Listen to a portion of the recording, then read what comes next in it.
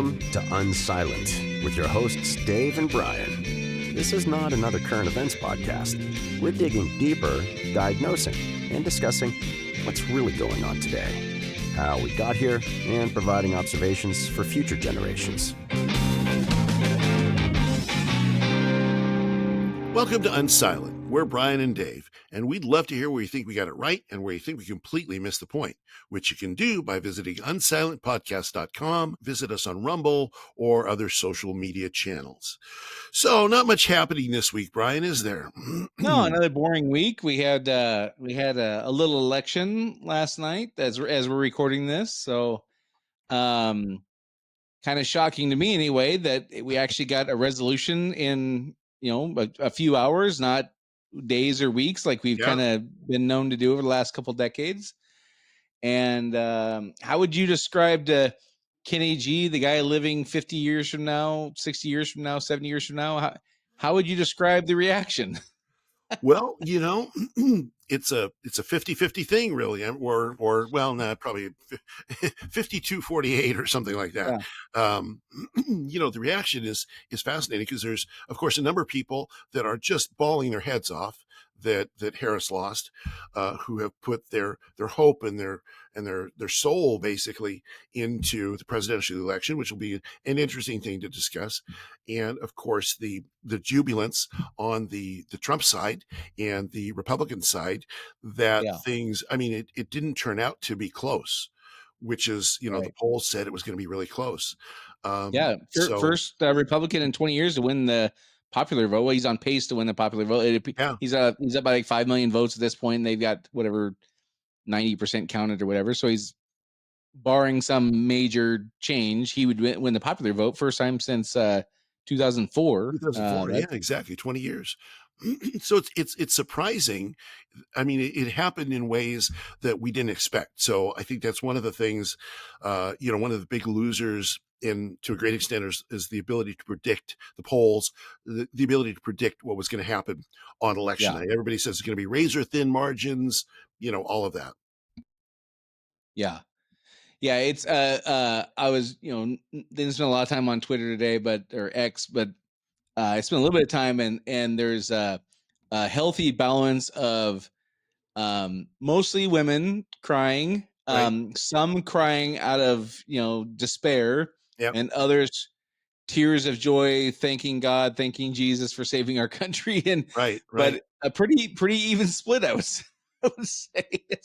And so there's that level of emotional. Now, how much that's contrived, and they're doing their thing for TikTok, and who knows? I don't know, but no doubt emotions were high, and it was cathartic for some, and despair for others, and devastating. Yeah. Well, this is one of the things I think that's worth thinking about or talking about is. I mentioned a minute ago is how much of ourselves, how much of our emotional self, of our outlook on the future, etc., people put into this election and previous elections. When Trump was first elected, we saw all those pictures of people just crying in despair. Yeah, and to me, that is one of the signs of a disintegrating society. That when you put so much of your personal self and well-being into the outcome of a national election. I don't think that's healthy. Well, and that's one of the things that Greg Gutfeld talks about a lot. Gutfeld, I think is his name. He talks about this a lot, where his perception is for the progressives that politics is their life. Like this, everything is based upon this. Yes. Where for more conservative people, politics has a significant role, but above that is, spirituality / religion, family, fulfillment at work, things like there's a handful of things that, relationships with friends, personal enjoyment, hobbies, politics kind of ranks number 5, or his estimation. I'm paraphrasing, of course, but politics kind of ranks around 5 or 6 for conservative folks, where for the progressive folks, this is all. Like it is religion, it is this Trump's family, this Trump's friendships, Yeah. this Vito's hobbies, this is fulfillment. Like Right. it's all encapsulated in the one thing. And I would agree that it's not healthy to be that way. And even for myself, I find myself kind of questioning sometimes, is the balance right for me? Am I too far? Am I too Right. invested in this stuff? And trying to find that balance of not being, again, that woman in 1938 Germany who lived 2 miles from Auschwitz and just like Right. had my head in the sand, but also not being the person who's just all consumed by these things that are largely out of my control. Well, and I made a resolution internally yesterday before all this happened that my day today was going to be the same regardless of what happened. I mean, Yeah. and it was, and so I got up. It's a beautiful day in the Northwest. My grandson was over first thing, so I got to play with him for a minute or two. Yeah. Head out Nice. the door, had a doctor. So everything that I did, none of it, not even one little bit of it, had anything to do with the election, other than watching, people seeing their Yeah. reactions and stuff. And I had also determined that if anybody asked me about it, I was going to say that exact same thing. That I had Right. determined that I don't want to. I don't want to talk about the election. Regardless of where it ended up, my day turned out exactly the same. Yeah. And and to me, that's a healthy place to be, as opposed to being, because if you're so exuberant that we won, that our side won, that just means that in some period of time, some finite period of time, unless you die tomorrow, you're going to be on in the doldrums and depressed that you lost, Yeah. from one season to the next. And I don't derive meaning from who the president of the United States is. From whoever is in those governmental positions, from my perspective, has a chance to either not impede my life or to impede my life. They don't really have a whole lot of opportunity to make my life proactively better. Now, so I Yeah. don't take my meaning from them. Whereas I do believe that there's a lot of folks that look at it, and right now, whether you're on the populist right or you're on the progressive left, there's a lot of folks that I do believe take a lot of their meaning, their life meaning, from who's the president, who's in charge. And I think that is a terrible dysfunction, because it's taking it well outside of the role that it should be. The role that it should be is public service. It should be a protection, doing some basic things for us that we all agree on. And beyond that, just leave us alone. I mean, I guess that's a Right. somewhat libertarian view of things. Yeah. Yeah. I think there's a lot of optimism there that you would get what you want out of that, right? Well, yeah, Um, what are so okay? So as it looks now, Trump's gonna, I think, win like 312. yeah, If everything kind of low pans out. There's like 300s. 3 states left or something like that. Yeah. So it's a pretty decisive victory. Some Very people call it a decisive. landslide. I don't know if I would call it. I don't know if I'd go that far, but Yeah. it's decisive. He won the popular vote, Yep. whatever. I for even before I cared as much as I care now about the direction things are going, when I was very apolitical, I still always did enjoy watching the election night unfold on Sure. TV. Going Yeah. back to when I was 18 and voted for Ross Perot the first time. Right. um I don't know, I just get a charge out of it. It's like watching a sporting event for Sure. me. It is. I think for me it's partly, or maybe mostly, again, up until recent elections, whether Ross Perot won, Bill Clinton won, or whoever, I don't think I would. I don't think I ever had the perspective it was going to change my life in any meaningful Right. way. But it's a hotly contested thing. It's like watching a sporting event. It's Sure it kind of is. like Yeah. watching the fourth quarter of a Super Bowl. Like all Very all the much. things have been done, and like now it just plays out, and there's a competitive aspect there. But for me, I think most of it is just watching human nature, Yeah. and watching these people with, oftentimes in politics, largely inflated egos, and uh groups of people who have poured their heart and soul in things for various reasons, some altruistic, some more nefarious, some Right. controlling, some whatever, some just to be right, that kind of thing, or be proven right, I should say. Yeah. And so I think I find myself watching it more just to see the human nature, that just how human beings behave kind of unfold. Right. And there was no shortage of that last night. Oh yeah. Yeah. No shortage as I'm flipping through channels, watching different things. You know, one of the things that really struck me is, whenever there's a decisive victory like this, the losing side always has some kind of towards the end of the night, as the results are becoming more and more clear, and the losers are losing, especially in a decisive loss.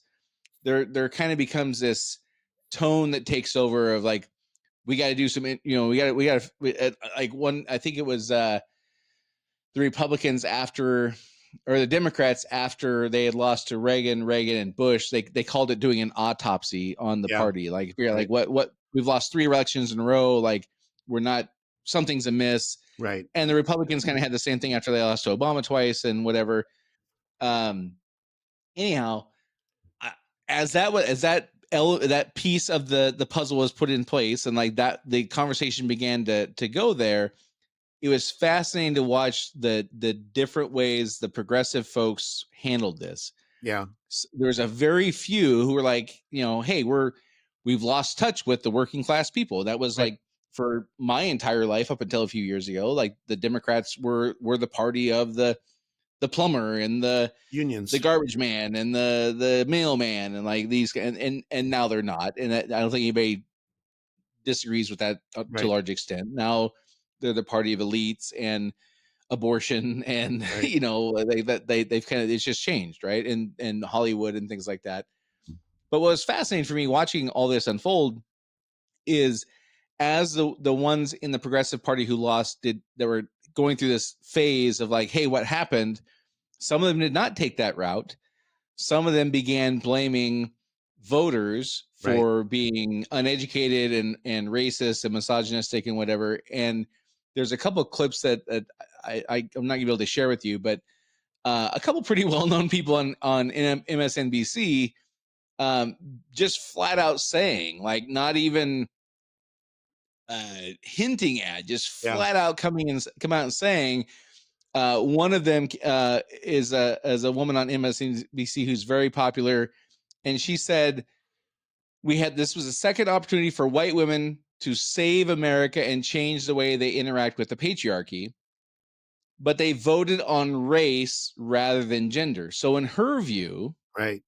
the only options were you either vote on race or gender, Right. and for quote unquote white women, they abandoned their gender in favor of voting for their race. Yeah. Now, I hear that and I'm like, you've lost your mind. Like, Yeah.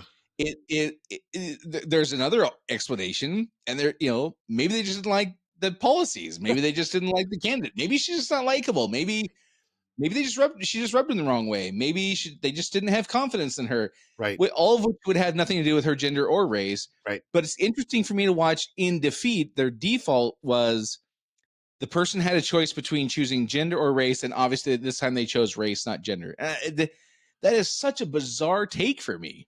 Well, but isn't it completely predictable though?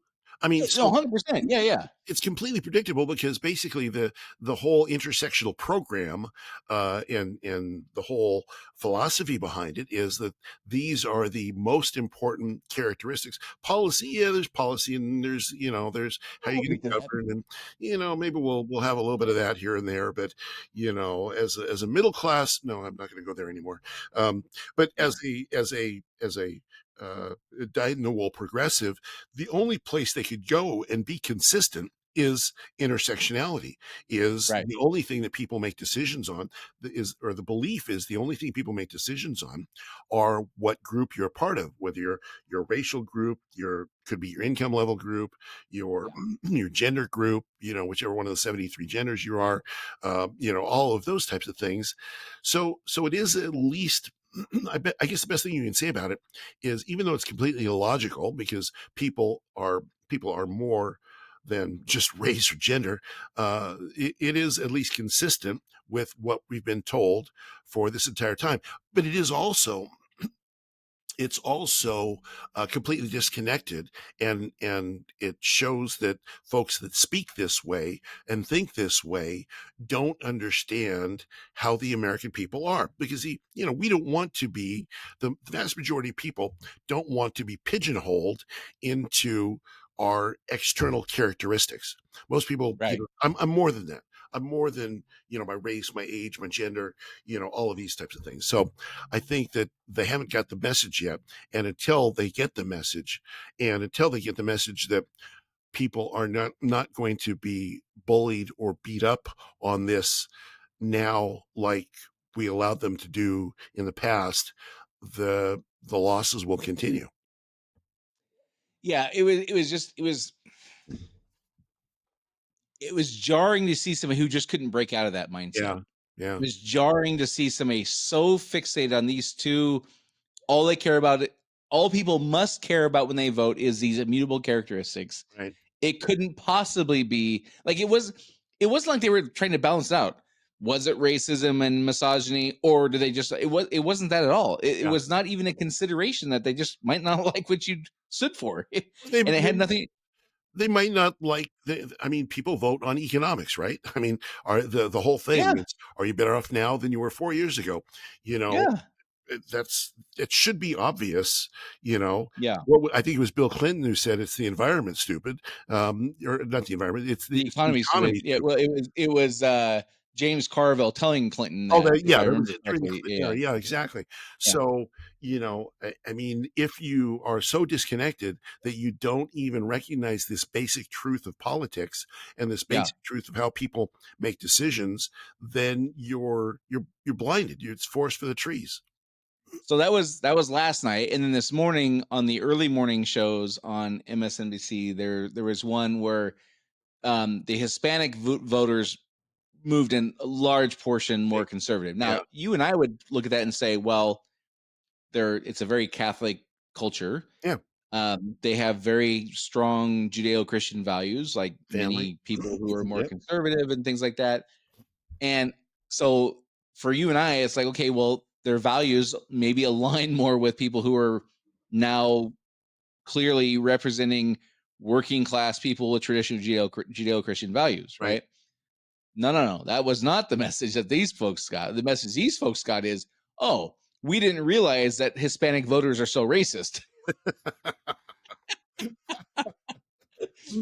They're too. What do they call it? They're too white adjacent. That's Yeah. one of the terms they use, Yeah. white adjacent. And again, it's just wild for me to see now. And looking back through my own, again, we all have biases, and I'm certainly not immune to that. And I'm sure I've done this exact same thing countless times in my life. But I'm just a regular guy. I'm not on TV as a professional mouthpiece Right. speaking policy and things like that. It's wild to see people in a fishbowl like that, absolutely, from my perspective, completely just missing it, and being oblivious or missing it, and being surrounded by people who also are missing it to the point where they can't even point out that it's being missed. Right. It's just wild to watch that unfold in real life. So And um I do wonder.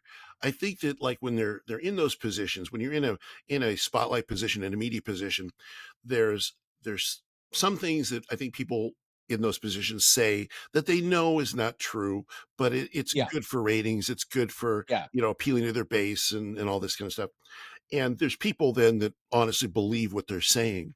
And, I like to believe probably the most charitable thing is to say that they know it's not true, but they say it anyway because it's their job. I mean, it's charitable in the sense that they're not stupid, you know. right. Um, but I sometimes wonder in a situation like this if that charitable view is not really the most accurate view, that they really do believe this simplistic, nonsensical take on the world, how it really works. Yeah, I think it's a mixed bag, of course. For the people that I'm referring to, Joy Reid was one of them. She's a Harvard educated woman, Right, like right. presumably with high intellect. Yeah, Forget the education piece, but you have to have a high intellect to get into Harvard. So sure. presumably there's plenty of people with high intellect who've never gone to Harvard. Right, Um, but you have to have that to get into Harvard. You can't be you can't have a 93 IQ and get into Right. Harvard. You Sure. have to have good reasoning skills, or abilities You would think. to get in there. Yeah. So for those folks, I tend to go, they can't mean this. They can't be that obtuse and have that level of intellect. And then there's other times I see this in like the apparent sincerity. So either they're lying and they know they're lying and they're great actors, or they sincerely believe this stuff. And I think that for some of them, even though they have high intellect, their bias is such that it's just overwhelming for them, and they just can't get out of their own way. And I Yeah. think that there's a mixed bag there. But I agree with you. It's got to be one of the two. Yeah. Either they know they're full of crap and they're saying it anyway, or they really believe this stuff. And I don't know which is scarier. Well, and it it also could be that they've said it so many times that they've just convinced themselves that this is how the world works. I think that I just remembered something. I don't think we can overlook the part where the companies that do 80% of the advertising want this to be the message, Yeah. and so they're just being good employees and good stewards of their own financial future. Sure, sure. Yeah, I think all of those things come to play. You would think that in a situation where the electorate has expressed its you know, at least disapproval for on that level for this kind of messaging, that they would think, well, maybe we better do an LA Times, a Washington Post, and say we're not going to endorse, we're going to stay out of it, and we're just going to report the news, and we're not going to filter it through the DEI lens. Yeah. And I I think remember the that long term in will be there. 2016 when Trump won the first time. I remember that phrase you just said about the messaging that stood out to me loud and clear, because that was something that they kept saying. They were asking, like, how did we get the messaging wrong? Yeah. Like, it couldn't possibly be that people didn't like our Right. policies. Right. Like, they must love our policy. We're just not explaining it well. Yeah. So that was kind of a theme in 2016. Like, how did we get the messaging wrong? Yeah. But this is different. Like, this is a indictment of you've gone too far. You're Yeah. doing things that aren't helping what I would, the people, the bulk of the country, the Yeah. bulk of the population, the regular everyday folks who just, as one guy put it, just want to go to work and provide a better living for their kids. That's all they want. Yeah. They don't want this fight. They don't want this involvement. They don't want any of these things. But you've pushed them so far that they now come out of the woodwork. These people who have not ever voted, or historically don't vote all that often, things like that. Now they care. The lines were 4 to 6 hours long in some places, not Right. because there was problems, just because of the volume of people and things like that. And again, but they just can't wrap their heads around the reason these people came out is because they really don't like what you're pushing. It Yeah. has, the gender and race has nothing to do with it. And it's not just they don't like what you're pushing, it's that they don't like that you've set yourself up in this position of authority above us. And I don't like what you're Right. pushing. But so it's a rejection, I think, of sort of the elites running things. So, we've been told for years about, how Trump's going to be a dictator and all of this kind of stuff. And people said, yeah, I don't really think so. I think he's just, says what he says. So, I think when we're at the end of the day, what it's a rejection of elitism. It's rejection of elitism across the board. If you look at it, the reliable people that should have voted for Harris, a lot of them didn't vote for Harris, and so you're supposed to vote this way if you look like this, if your background's this way, you're supposed to do this, but they didn't. So I think you've got both of those things happening simultaneously, and I think that if you're in a position, if you're in an elite position, you don't want to believe that elite position has gone away. So I think a lot of it is that, no, this can't be, they thought when Trump lost in 2020 that, okay, we're going to get back to normal. We'll be back in our elite catbird seat. And we'll be able to run things. And it's going to be good, smooth sailing from here on out. And this is an indication that the elites have been beat twice by this uncouth, strange person who doesn't respect our institutions. Yeah. I mean, his acceptance speech when he brings the WWE guy up to talk, it's like that whole, his entire acceptance speech, or his victory speech was just it was not at all pleasant for elites to watch because he's No. talking about all this different stuff, and the whole enterprise was a rejection of elitism. And I think I think they're having a tough time believing that, one, there's enough power in the rubes to do this, and clearly there is. They're having a tough time Yeah. believing that so many people that were supposed to be on their side are not on their side, and that their authority, their position is essentially gone. I mean, I think this is a real bad sign for the legacy media.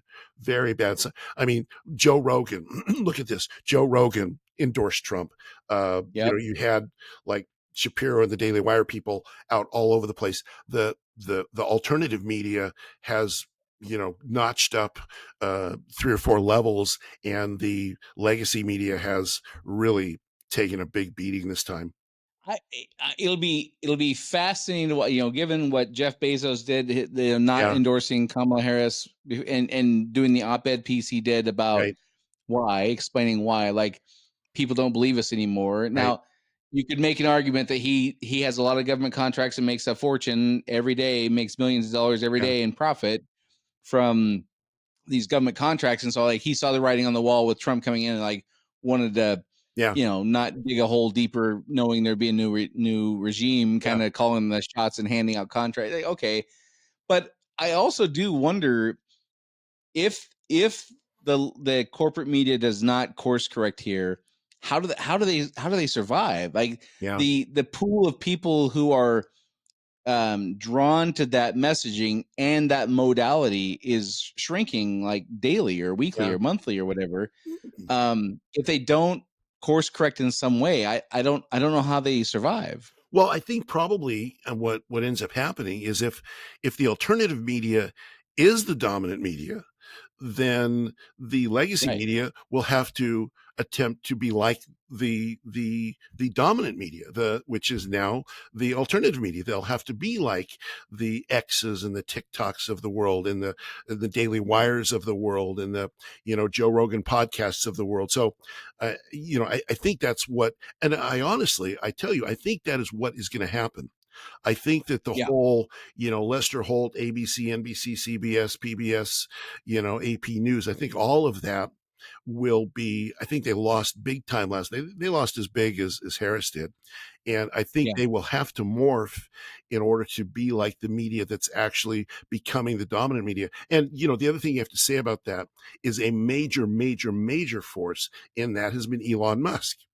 I mean, Right. just the taking Twitter out of their hands, and I think between him and Rogan and other podcasters, and even the podcasters, on the left, Charlemagne the God, all these different people that have said things that are outside of the lane that they're supposed to go in. Yeah. I think it's basically wrecked the legacy media. Yeah, I want to come back to that because I have a list of a bunch of small. Well, I wouldn't say Elon Musk buying Twitter is small, but it's a piece of this huge puzzle. There wasn't a Yeah, singular event that led up to this. It right. was a whole bunch Whole of much bunch. smaller things, Yes. and I want to come back to Mm. that. But one of the things that I think is interesting, so there's not only the control of the narrative that the mainstream corporate media has that I Right. think people are just have grown tired of. Yep. And the modality, it's not on demand and things like that. Like people are getting more, um, it's more required that be part of the functionality of whatever app or device you're using. It's just like it's on demand, and Right. TV still has a schedule and commercials and all this stuff that Yeah. people People like. don't It's want just that. it's just let's attractive of that. But then also, like if you look at the debates, they have these weird clunky styles. Like they weren't how they debated. It wasn't how like that 16-hour debate that Abraham Lincoln and Okay, Douglas Douglas. had, Yeah. right? Where they just were allowed to like spew words as long as people would sit in the audience and listen. Like it's this very contrived Yeah. weird thing where you get 30 seconds and you get a minute, and Right. the moderators are I just don't think that I think that fits when you're talking about the the complexity of problems we were facing in 1998 Right. and maybe even 1988. I don't know about the 60s and 70s. We had some pretty complex problems back then, um but now those little tight snippets of words just aren't adequate anymore. And I think that people are craving for more of that 3-hour conversation with Joe Rogan and Right. the hour-long conversation with Ben Shapiro or Charlemagne or whoever. Yeah. I think people are craving that because the problems we have now require that level of depth and perspective and nuance and things like that the legacy media just doesn't have the interest or ability to provide. And I think that's a piece of it too. I think that's a big piece of it. I think another big piece of it is people crave authenticity. Yeah, So, 100%. you say whatever you want about Trump, but Trump is authentic. I mean, Yeah, sometimes it's like, oh my gosh, what did you say? He seems that he's got no filter between what he thinks and what he says. But that's yeah. authentic. I mean, sometimes it's authentically offensive, sometimes it's authentically crazy, But there Um, was the flip side with JD Vance when he did the Joe Rogan thing. He was authentic and it yeah, came across very charming, polished. very Yes. but also just a regular guy. Yeah. He Yeah. talked about his kids doing goofy things like dropping the F-bomb when they're telling a joke because he had heard dad say that too many times. Right. Like he wasn't a polished politician like in a canned way. He was very polished because he seems to be a very pleasant guy, or Right. at least that's how he portrayed himself. Again, to the point we're making of portraying himself as a human, not this robotic figurehead Mitt Romney style, practicing every arm movement for your 30-second response kind Right. of thing.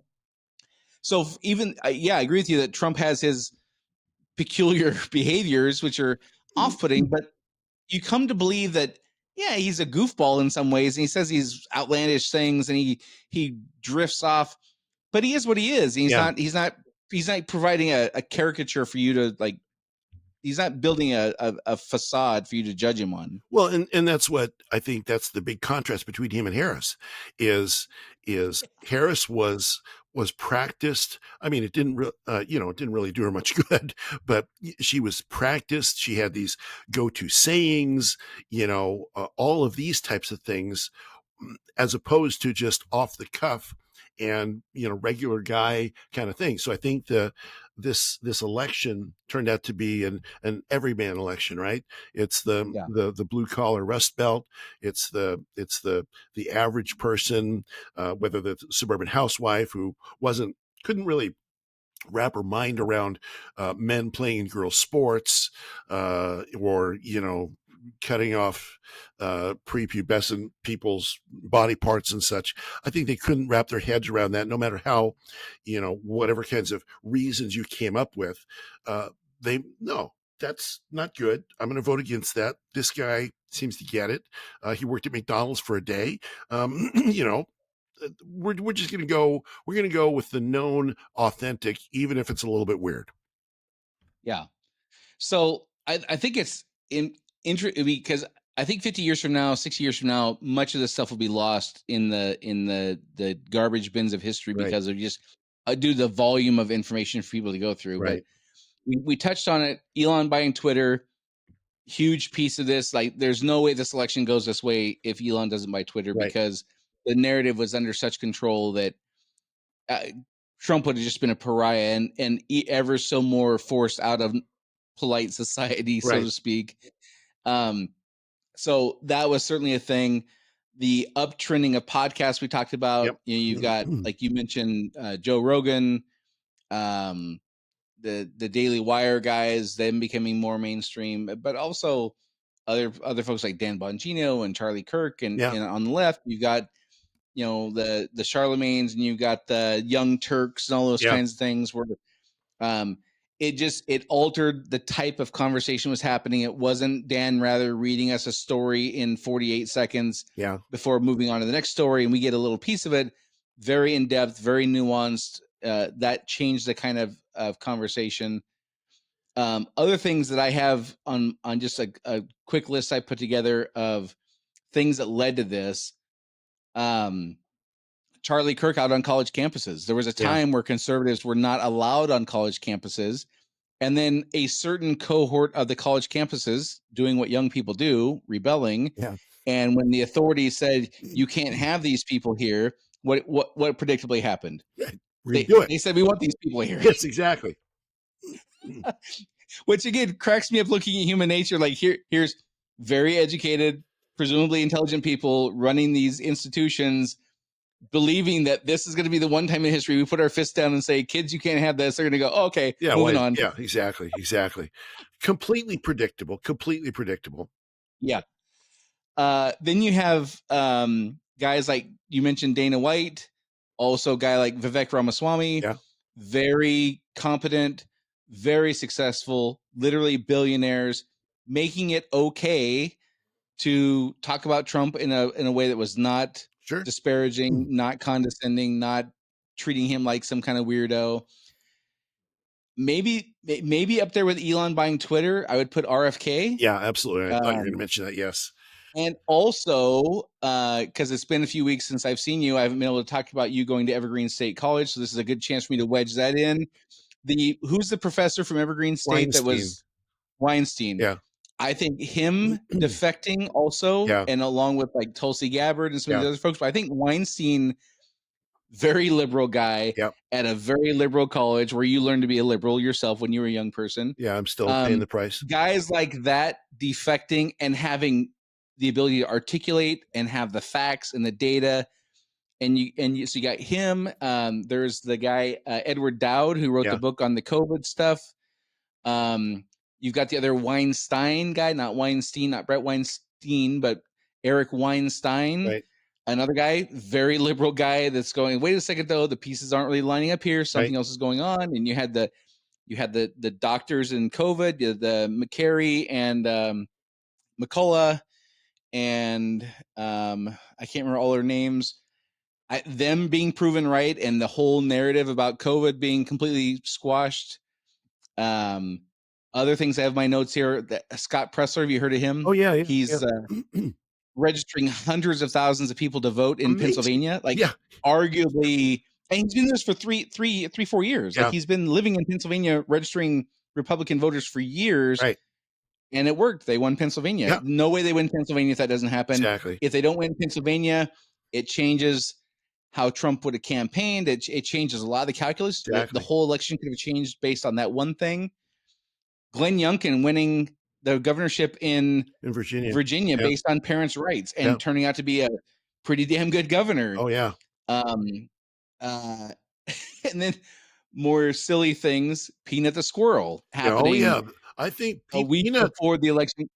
It sounds goofy, and I know 70 years from now, people will not have any idea what I'm talking about. I'm telling you, Kenny G, spend 10 minutes and research Peanut the squirrel. I'm telling you, that's as big a factor, in my opinion, as Charlie Kirk on the college campuses. Yeah, absolutely. Peanut and Fred. Don't forget Fred the raccoon. You can't be Fred the raccoon. Anti-Fred, you know. So Peanut. So tell Kenny G the story of Peanut the squirrel. Yeah. Well, yeah. So all these other things will be readily available. Like, he'll be able to. I don't imagine Peanut's going to make it 60 years from now in the news, in the history books. No, he might be a cultural icon, like, you know, you remember Bill and Ted's Excellent Adventure, when the two goofball guys is like, you know, be excellent to one another. So it could be Peanut and Fred. More memes and gifs about Peanut the squirrel. What was it, Sunday?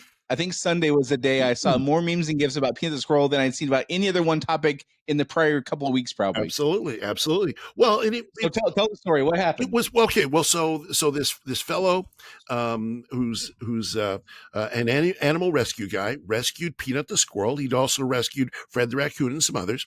And some, official in New York decided that wasn't safe, and of course Peanut was an internet sensation. I mean, come on, there is nothing cuter in the world than a little squirrel, and Peanut had a following, but this person had like 500,000 followers or something like that on TikTok or something like that. 500,000 followers is this little squirrel. He's, all these different positions and doing all this different stuff, and some official decided that this was a violation and that Peanut needed to be euthanized. Took 10 coworkers in there, took Peanut and Fred and euthanized them, and the internet broke. The internet was just broken because, I mean, you've killed this little cute animal. It was symbolic of government overreach, and symbolic of government not caring, and symbolic of impinging. I mean, Peanut and his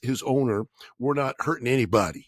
They're just No. living their life. And this is symbolic of the elites then crushing individual rights and hurting the innocent. There was nothing more innocent than Peanut and Fred. I mean, these Right. two little guys were friends, and Yeah.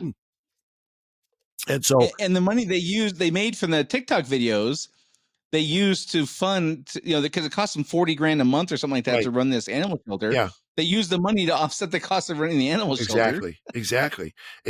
So this was just the Harris campaign must have been cringing over this whole thing, because basically they got blamed. The whole elite power structure got blamed for killing this poor little innocent squirrel. And I mean, it's a horrible story. It's a ridiculous story. There was no sense in it at all, other than some power mad, animal control person deciding that this squirrel had to die. This, we saw it on, it doesn't look safe online.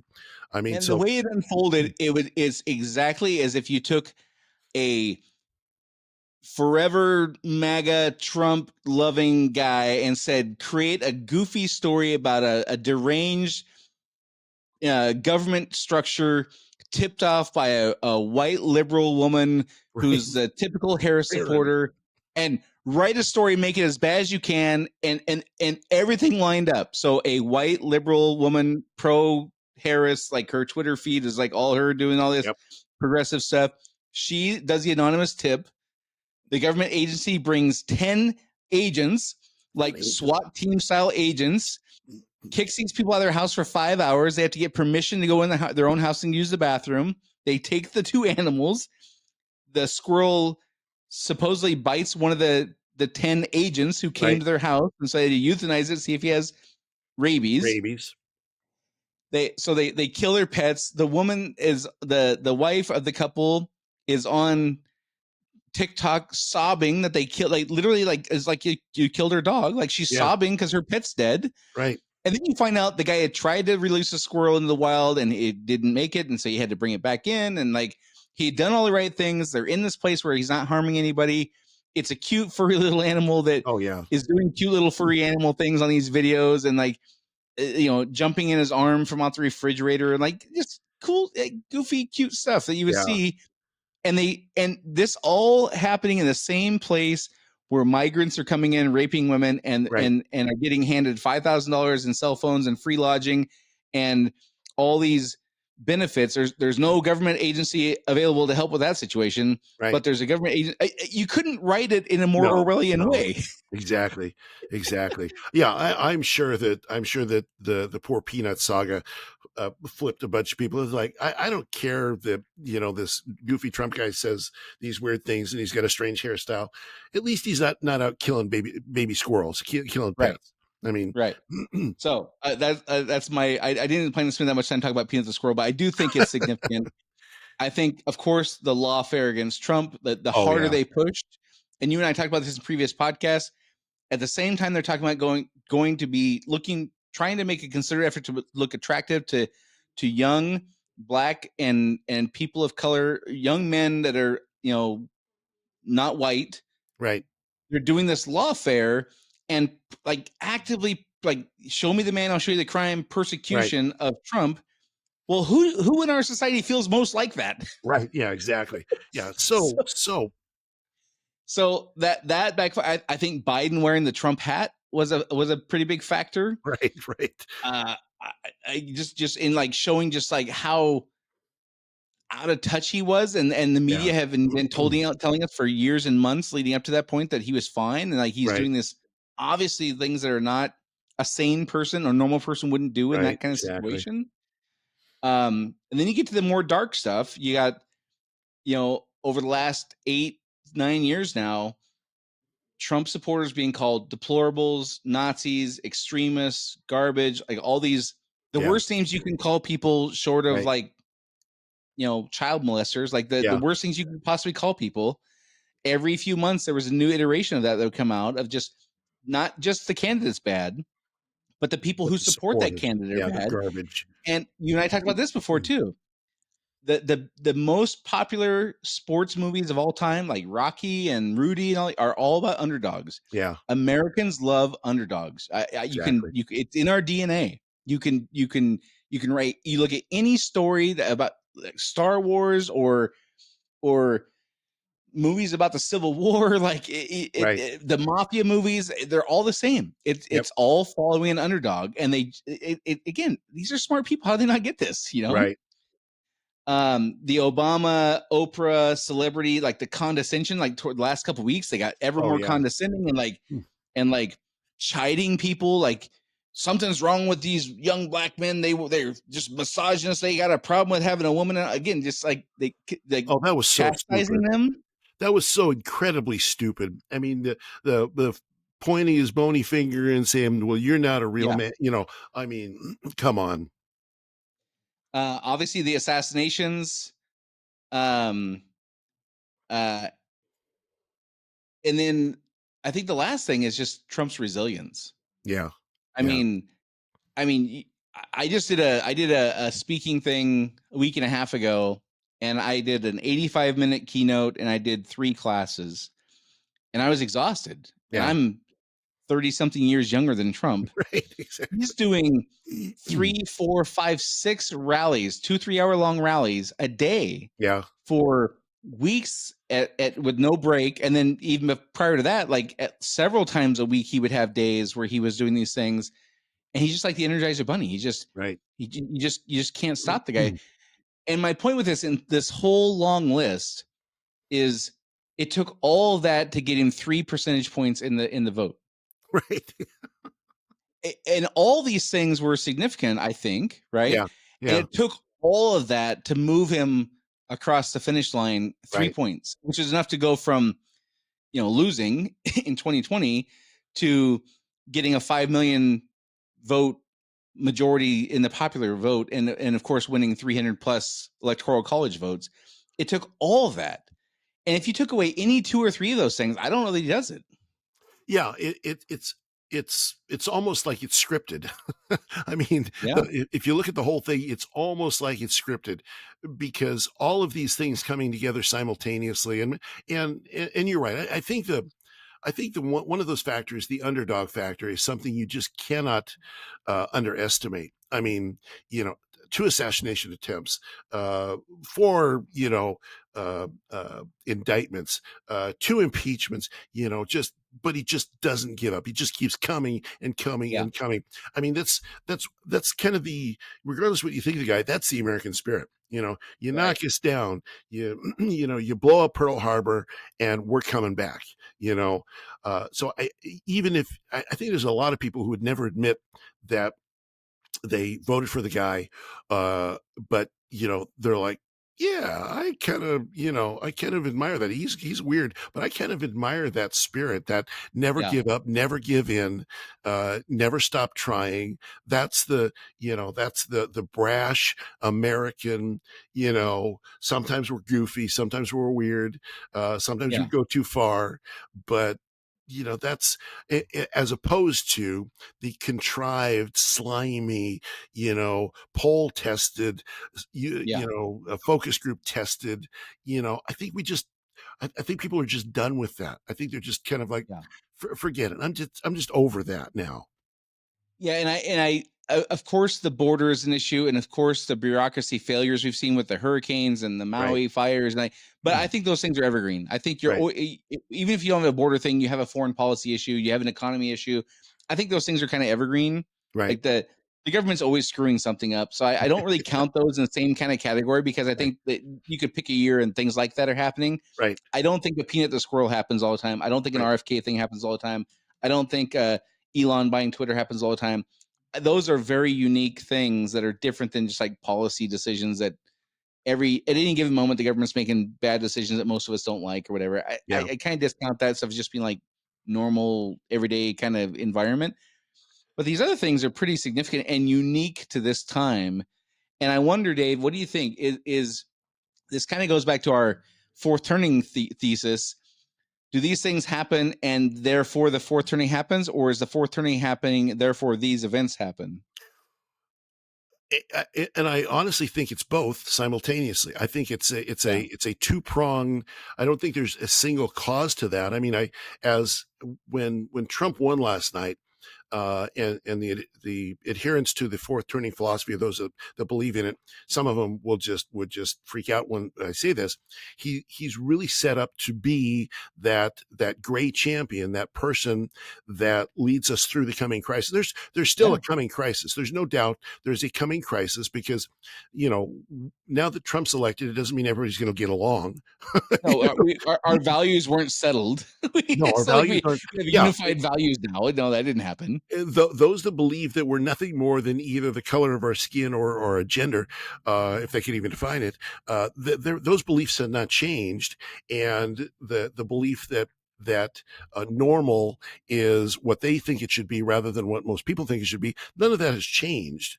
So, but what has been set up is there's a person in power, or will be in power shortly, that sort of fits the mold of a person created for that time. Yeah. And Trump is not George Washington. He's not Abraham Lincoln, and he's not Or FDR. FDR. Nope. But there's people that were set up in those positions that then had to behave according to the need of the time. And Yeah. so it appears, you can almost say that there's God's plan involved in this. It Yeah. appears that people have been set up, the situation has been set up so that whatever is coming to us next, if the crisis is as great as the previous crises in the fourth turning situations in the past, every 80 or so years has been, then we need somebody resilient. We need somebody who doesn't give up, who just keeps Yeah. going like the Energizer Bunny. Those are attributes of this gray champion that the always seems to emerge. I mean, you go back in history to the time of Moses. He was the gray champion for his time to release the Israelites from the slavery of the Egyptians. You go back to David, you go back to any of these historical figures, and they had this resilience to be able to just keep going and going and going and face a crisis and lead people through it. And for all these people, Lincoln is probably maybe the best. I don't know as much about Moses as I do Lincoln, so maybe Moses is better, but I know Lincoln better.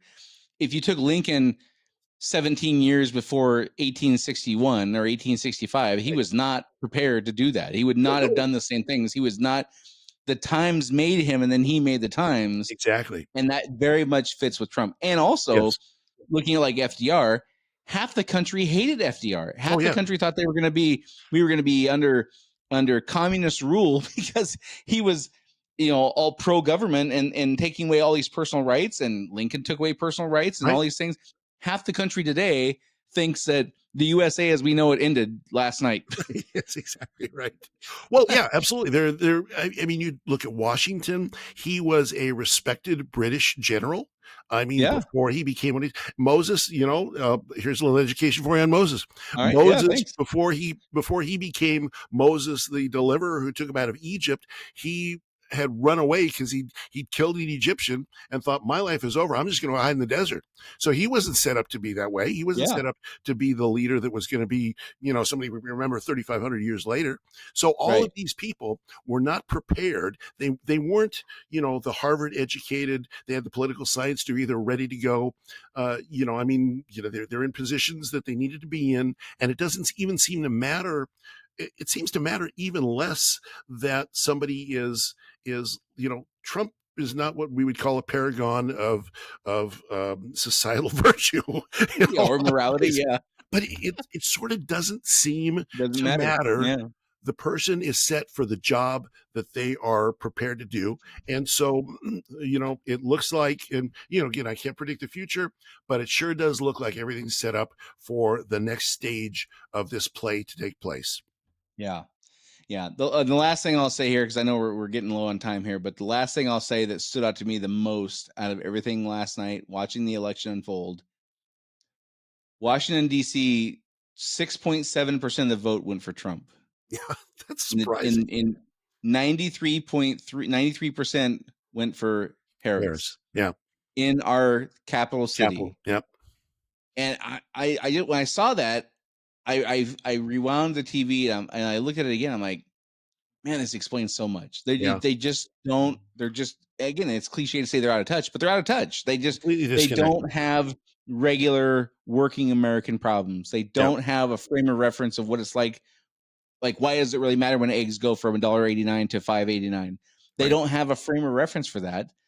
And it was so striking, like and so many levels, like not just their personal finances and the kind of dinner party, plumbers and truck drivers don't go to dinner parties like they do in DC Right. and things like that, and this structure that they have a hand in building, and like feeling that they're building some utopian future, and Right. us ungrateful rubes would would be better if we just shut up and go along. Like truck drivers, like they like, yeah, I provide a service for the society and I deliver goods from here to there so people over there can have eggs that don't have eggs over there, and Right. I think they feel fulfillment in what they do, but they don't have this inflated vision of what Right. their hand Holier in than our thou. future is. Right. Yeah. It's not, go back to the Hunger Games. It's not the capital versus the districts.